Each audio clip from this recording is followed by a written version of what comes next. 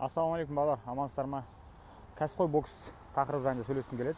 Кеше ғана еліміздің туын биік ұстап жүрген Айдос Ербосынов бауырымыз жекпе-жегін тамашалап, жанкүйер болдық.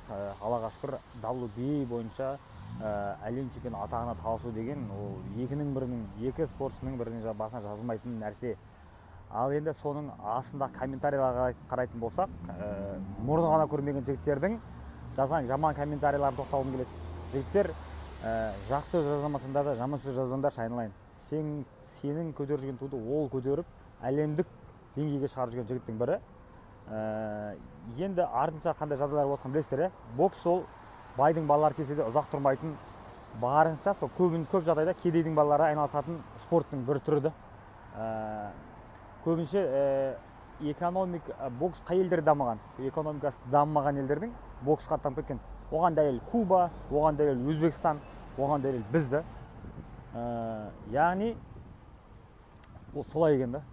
Бұл бокс спортына көбінше сол қиыншылыққа шыдай алатын, жоқшылық көрген балалар келіп, сол өздерінің жігіттік мінездерін ары қарай дамытып, бір арманға сеніп, бір үмітті үзілмейтін сондай бір мінезі бар жігіттер келеді.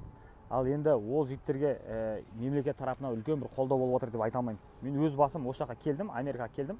Мысалға, шыны керек қара жұмыс істеп жүрмін. Қара жұмыс істеймін арасында. Өйткені Америкада өмір сүру оңай емес, білесіздер. Бірақ мен ешкімге мүддесін отқан жоқпын. Маған үкіметте ақша төлемеді деп.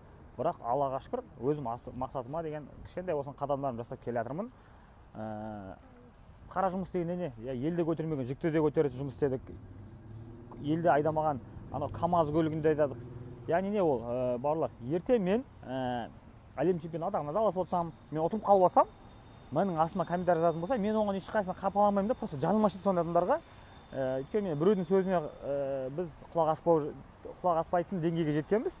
Өйткені біреу тыңдай берген адам ол екі айда өз арманына жете алмайды. Сосын біз сылтауды айтпаймыз, неге? Сылтау айтудан чемпион болған адам ол басқа да бір чемпион бола алмайды деген ұстанымды ұстанамыз. Просто енді жігіт болғаннан кейін шалбар киіп жүрген намысы бір дейді ғой. Бауырлар, ұят болады. Бір қазақтың жігіті шапты ма, тақымдарын бірге қысыңдар, жақсы сөз айтыңдар.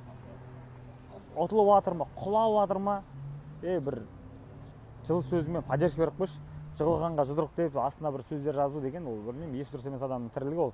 Сол балалар. Аман болайық. Бірлігіміз арта берсін балалар. Аман болыңыздар.